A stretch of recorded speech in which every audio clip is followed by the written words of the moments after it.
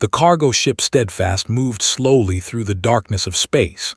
Its captain, Park, sat in her chair on the bridge and watched the stars pass by. She had made this journey 100 times before. It was boring work, but it was honest work. She carried food and medicine to the frontier colonies where humans struggled to survive on harsh worlds. Was 34 years old. She had black hair tied back in a simple knot and tired eyes that had seen too much. She had been a captain for 8 years, and in that time she had learned one important lesson. Humans were not welcome in the galaxy. They were tolerated. They were used, but they were never respected. The Galactic Covenant ruled everything. 12 alien species sat on the High Council and made decisions for thousands of worlds. Humans had been part of this galaxy for 300 years, but they had never been given a seat at the table. They paid taxes to species that looked down on them. Their ships were stopped and searched without reason. Their people were treated like animals. Had accepted this. What choice did she have? She was just one captain on one small ship. She could not change the galaxy. Her first officer walked onto the bridge. He was a tall man with a calm face and careful eyes.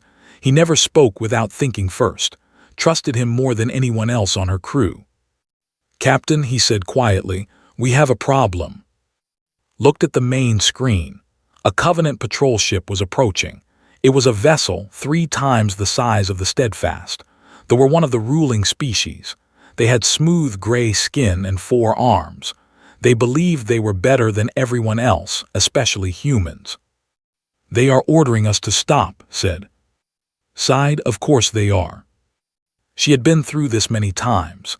They would board her ship, search through her cargo, ask insulting questions, and then let her go. It was humiliating, but it was normal. This was life for humans in the galaxy. The Steadfast stopped. The ship came alongside and extended a boarding tube. Minutes later, a commander walked onto the bridge. He was tall and thin, with cold black eyes that showed no emotion. Behind him came 6 soldiers carrying weapons. "I am Commander," they said. His voice was flat and bored. "You will submit to inspection." Stood up. "Our cargo is medical supplies for Colony 7. Everything is legal. Our papers are in order." Did not look at her. "You will submit to biological screening, all crew members." Felt her stomach turn cold. Biological screening was a procedure used for livestock, animals, not people. It was painful and degrading. No human had ever been forced to undergo it before. "That is not standard procedure," said carefully. "We are a registered cargo vessel. We have rights under Covenant law." Finally looked at her. His eyes were empty of any warmth. "Humans have no rights. You have privileges, privileges that can be taken away." The ship's engineer stepped forward. She was a small woman with fierce eyes and a quick temper. "You cannot do this. This is against every treaty." "Silence," said. He nodded to his soldiers. "Begin the screening. Start with the cargo hold." The soldiers moved toward the door, grabbed his arm. "Captain, there are refugees in the cargo hold. 17 of them, families, children. They are hiding from the labor camps." His blood went cold. She had been smuggling refugees for years. It was dangerous, but she could not turn away people who needed help.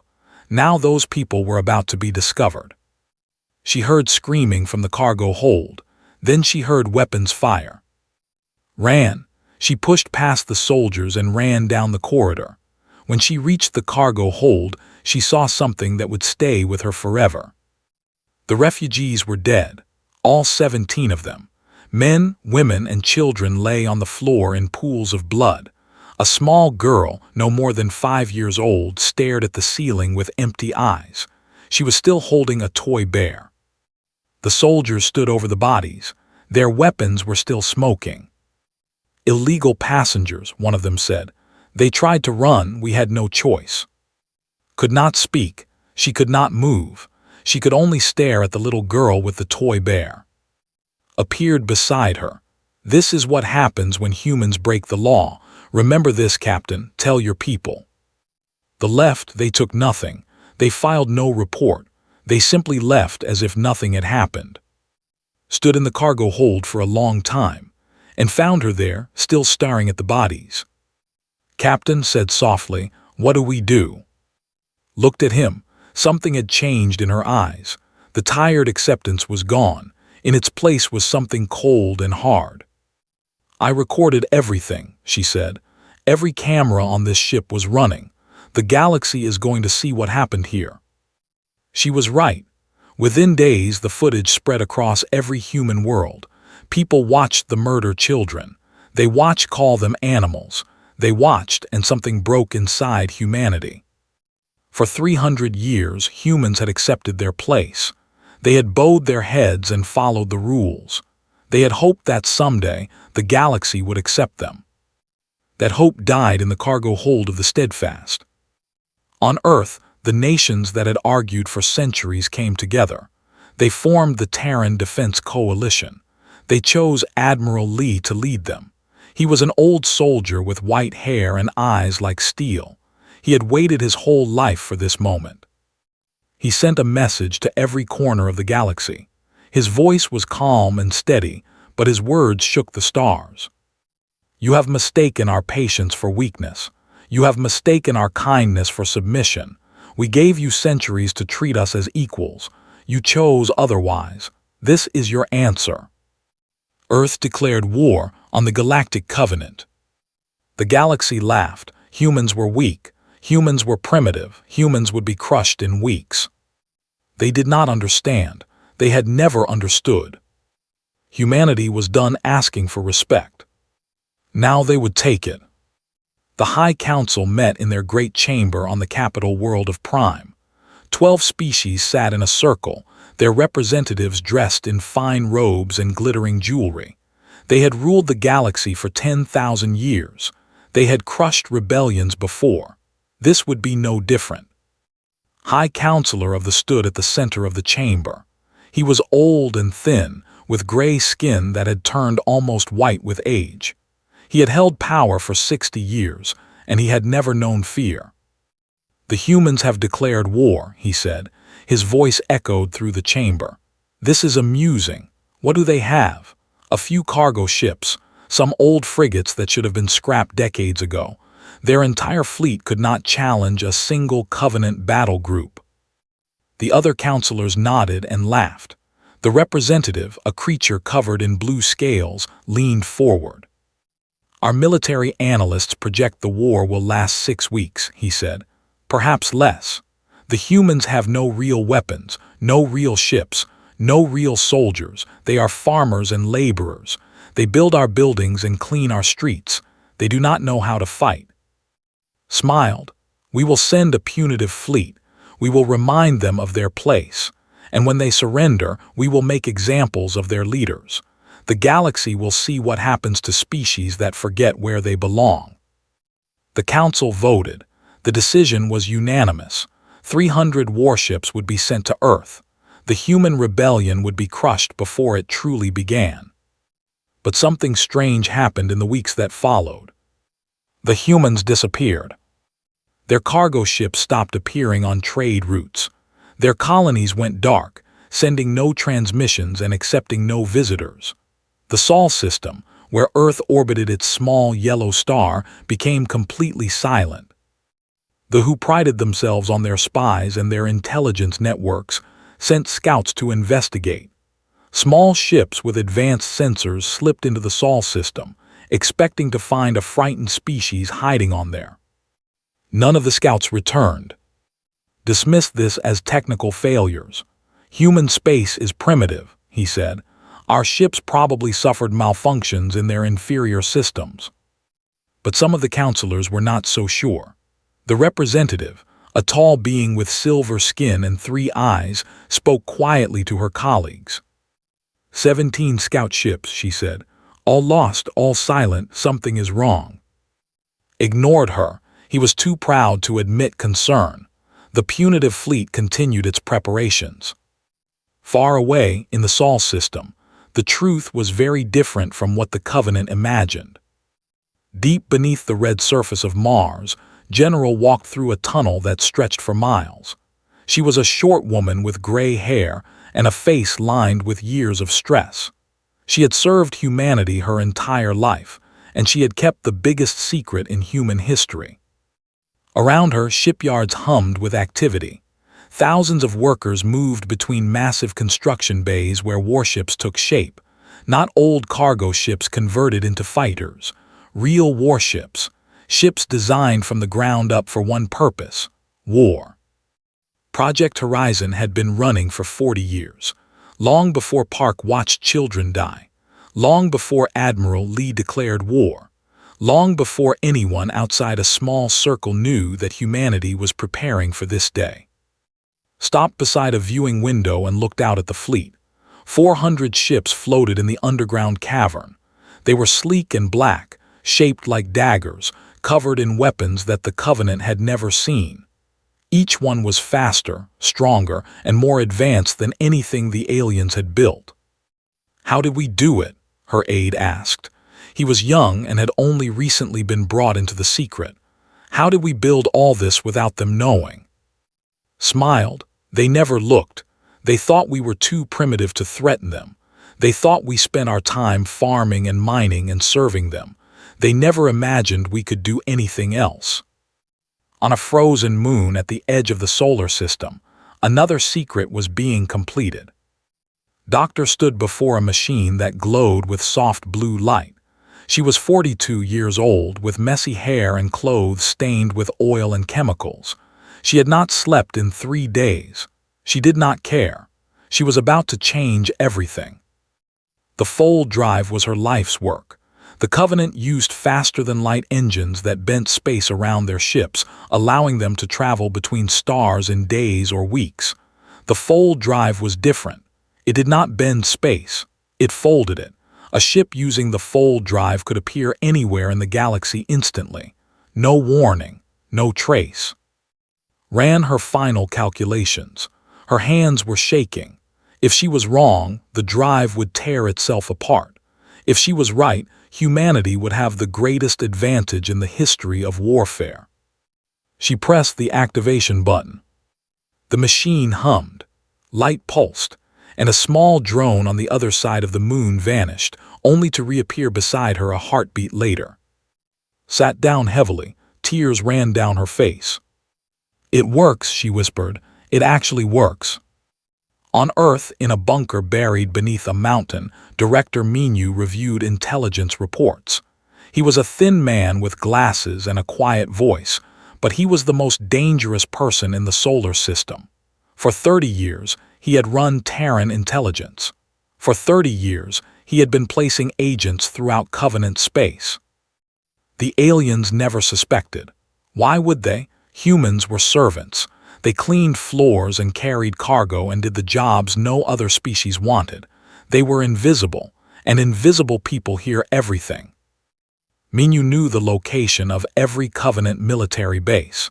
He knew the patrol schedules of every fleet. He knew the personal secrets of every High Counselor. He knew that had ordered the massacre on the Steadfast.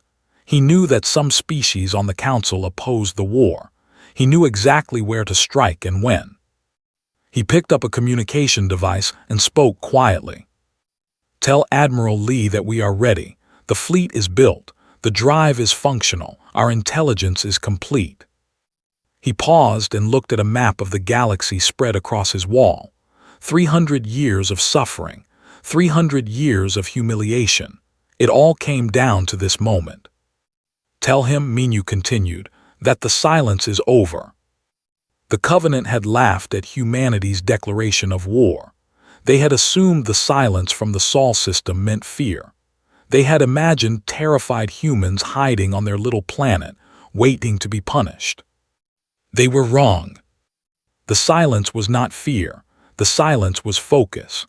The silence was 400 warships being fitted with weapons. The silence was a new engine being tested. The silence was 100,000 soldiers training for battle. The silence was humanity preparing to show the galaxy what it really meant to declare war. And very soon that silence would end. Fleet Admiral of the stood on the bridge of his flagship, the Eternal Victory. He was a massive creature, covered in dark blue scales, with teeth like knives and eyes that glowed yellow in the dim light. He had commanded fleets for 40 years. He had never lost a battle. Around him, 300 Covenant warships dropped out of faster-than-light travel. They appeared near Jupiter, the giant planet with its swirling storms and dozens of moons. From here, Earth was only hours away. Looked at the tactical display. Empty space, nothing but rocks and ice and the distant glow of the human. "Scan for enemy vessels," he ordered. His sensor officer worked the controls. "Nothing, Admiral, no ships detected, no defensive positions, nothing." Laughed. It was a deep, rumbling sound that made his officers nervous. "They are hiding. The cowards have run to their planet like insects running to a nest. We will dig them out." He opened a communication channel to the entire fleet. "All ships, form attack formation. We advance to Earth. We burn their cities. We take their leaders. And we remind the galaxy what happens to species that challenge the Covenant." The fleet began to move. 300 ships, armed with enough weapons to destroy a dozen worlds, advanced toward the small blue planet where humanity had been born. Then the stars changed. It happened in an instant. One moment space was empty. The next moment ships appeared everywhere. They came from nowhere, folding into existence like shadows becoming solid. Black ships, sleek and deadly, surrounded the Covenant fleet in a perfect sphere. Stared at the tactical display. His yellow eyes went wide. 400 ships, his officer said. His voice was shaking. "Admiral, there are 400 human ships. They appeared from nowhere. They are everywhere." "Impossible," said. "They have no fleet. Intelligence confirmed they have no fleet." A communication came through. A human face appeared on the main screen. It was Admiral Lee, his white hair neat and his eyes calm. He looked at the way a predator looks at prey. "Admiral," said, his voice was quiet and steady. "You came to destroy our world. You came to murder our people. You came because you believed we were weak."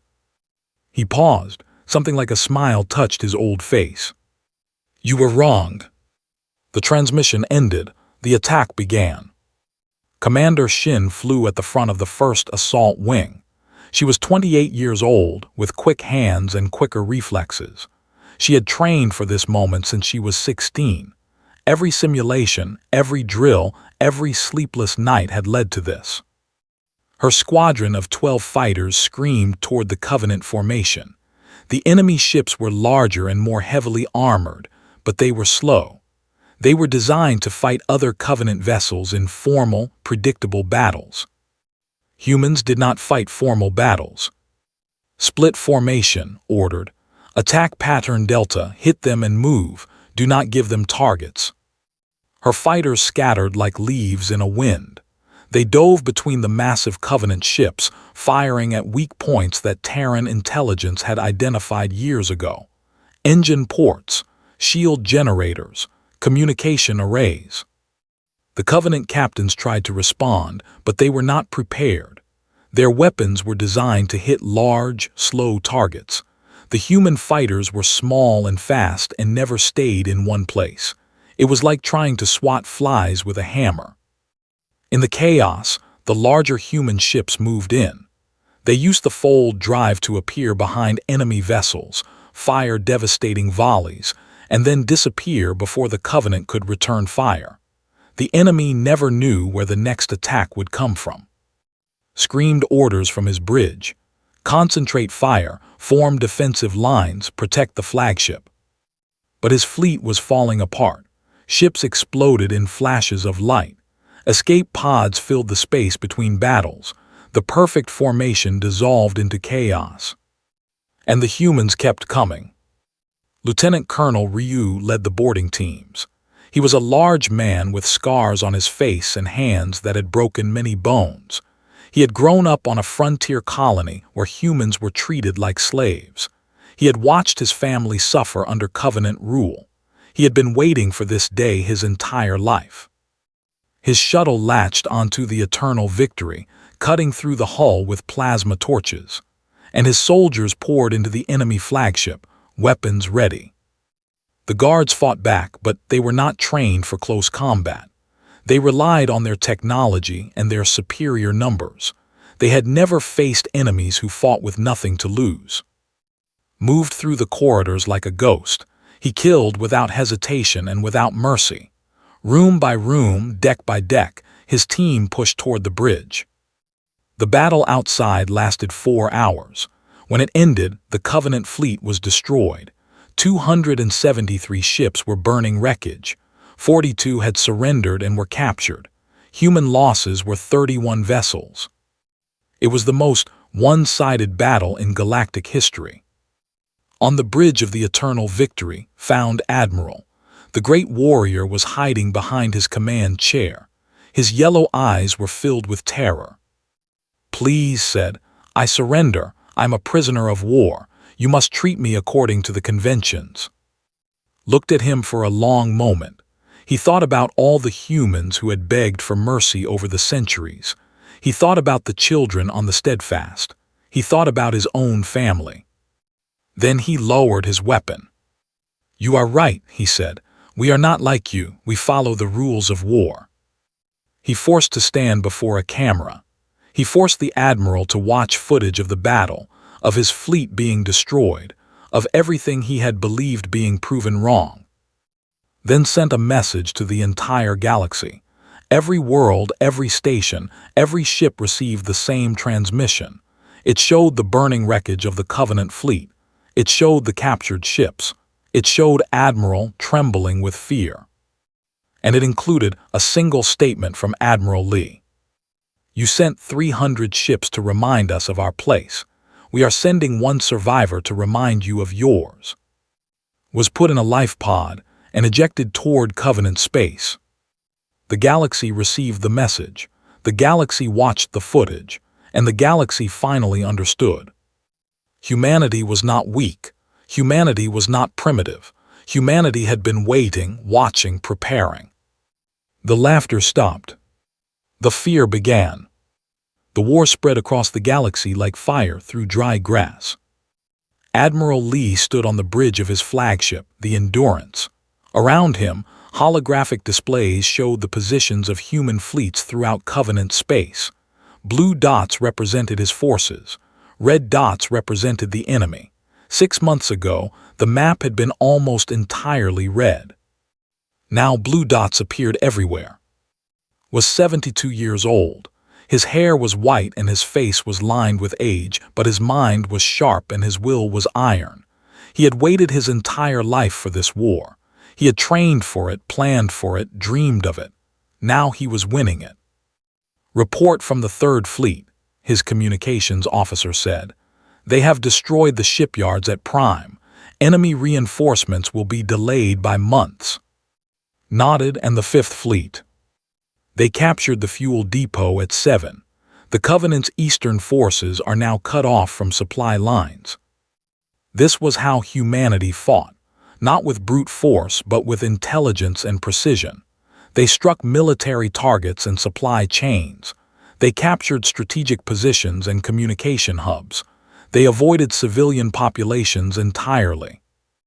This terrified the Covenant more than anything else. Throughout galactic history, wars had been fought with overwhelming destruction. Fleets burned planets. Armies slaughtered populations. Victory meant annihilation. But the humans were different. They killed soldiers, but they left civilians alone. They destroyed military bases, but they spared cities. It made no sense to the Covenant leaders. If humans had the power to destroy everything, why did they hold back? The answer was simple, but the aliens could not understand it. Humans were not fighting for revenge. They were fighting for respect. They wanted to prove that they were better, not worse, than the species that had oppressed them. Director Menu made this strategy possible. His intelligence network was everywhere. For decades, humans had worked throughout Covenant space as laborers and servants. They had cleaned the homes of high counselors. They had maintained the engines of warships. They had served meals to generals discussing secret plans. And they had listened. They had watched. They had remembered everything. Now that information flowed to Menu's headquarters on Earth. He knew when fleets would move before they moved. He knew about secret weapons before they were finished. He knew which Covenant leaders were afraid and which ones wanted to negotiate. Knowledge was the deadliest weapon in the war. On the Major No led a special operations mission. She was small and quiet, with a face that revealed nothing. She had been trained to be invisible, to move through enemy territory like a shadow. Her target was a labor camp on the edge of the capital city. 800 humans were imprisoned there, taken as hostages after the war began. The Covenant planned to execute them as a warning to humanity. Had other plans. Her team of 20 soldiers landed at midnight.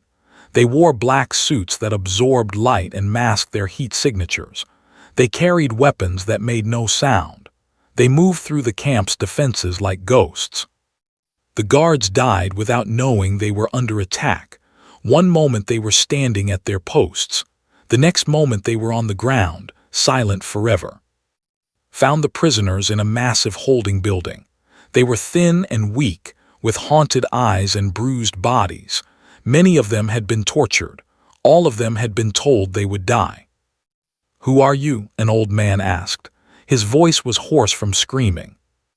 Removed her mask so he could see her face.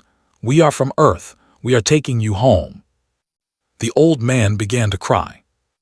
It took 3 hours to evacuate all 800 prisoners. Shuttles came from orbit, landing in the darkness and leaving before dawn. By the time the sun rose over the capital, the camp was empty. Left one thing behind. On the wall of the garrison commander's quarters, she carved a message with her knife.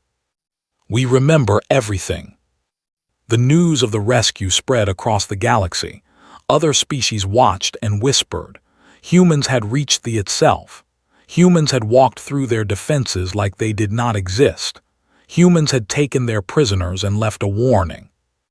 If they could do this, what else could they do? The Covenant began to crack.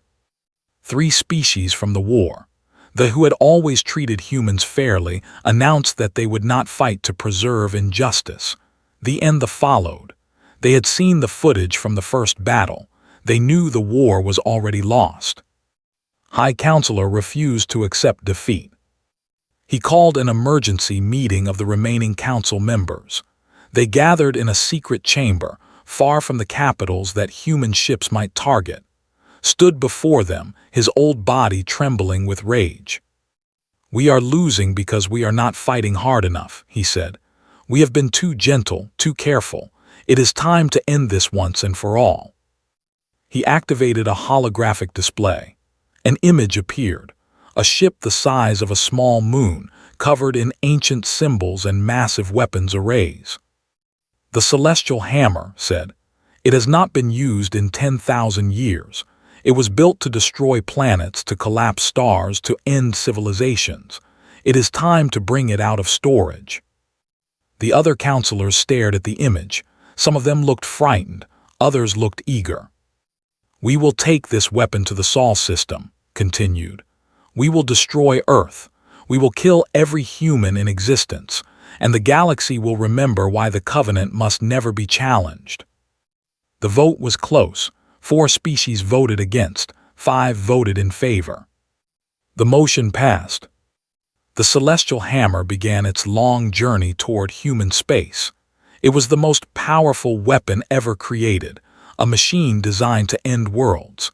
The Covenant believed it would end the war. They did not know that humanity was watching. They did not know that Director Menu had agents everywhere, including on the Celestial Hammer itself. They did not know that their ultimate weapon was about to become their ultimate defeat. But would learn soon enough. The whole galaxy would learn. Humanity was not just fighting a war. Humanity was about to make a choice that would change everything. The Celestial Hammer moved through space like a god of death.